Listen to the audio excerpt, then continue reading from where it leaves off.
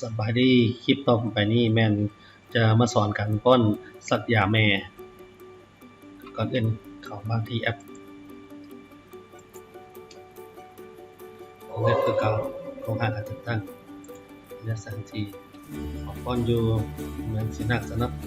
ที่นี่นะสะท้องหลายที่ออกนึงเลือกสอนสัตว์ยาไม่ยิ่งโบราณนี่อธิบายแล้วเนาะอันนี้เป็นห้องสังรวมอันนี้เป็นรายลิสต์ที่เขาได้ลงทะเบียนมาทำทะเบียนให้มีรถสัญญาอย่างลงสัญญาวันที่21วันที่วันที่3เมื่อวานนี้เริ่มแล้วที่มาทำบันทึกกับคุณผู้ทะเบียนเดียวได้สักเกิดกัน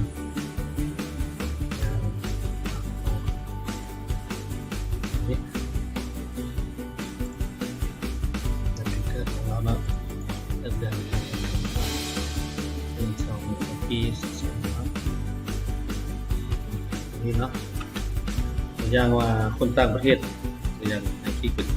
คนต่างประเทศก็ใช้ชื่อประเทศแบบเดิมลบประเทศจีนมาบริการมาบริการเนี่ยกับที่อยู่เชิงแปลงว่าสารบริการเขาใส่ไปในกรณีว่าบริเวณต่างประเทศคนลาวเป็นไทยออก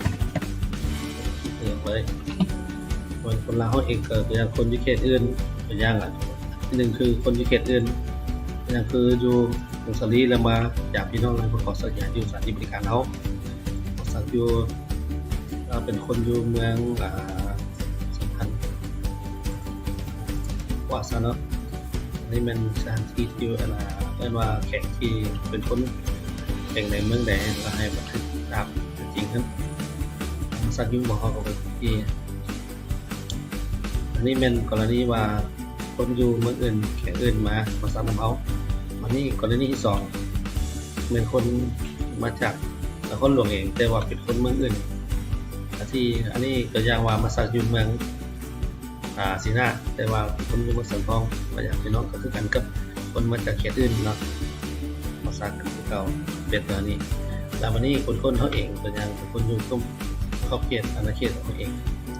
ภาษาของเขาแต่ภาษาของสัตว์วันนี้ไม่ยิงหรือว่าจะต้องพันอันนี้เป็นเบอร์ตัวอย่างกรณีคนยิงแมนเป็นคนยิงเพื่อเป็นไว้เจริญพันธุ์กว่าท่านได้แต่งงานเนาะแล้วก็บ้านได้ถือพาตัวนี้เป็นกรณีว่าเป็นได้แต่งงานในตัวนี้ที่ว่าเป็นได้ถือพาได้ตัวอย่างสังเกตวิทย์ใส่ไปแล้วก็บันทึกอันนี้บันทึกแล้วออกอันนี้บันทึกแล้วเอา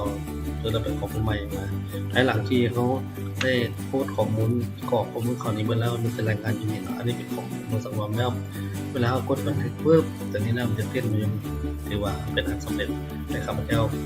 ในอันนี้เป็นของตัวอย่าง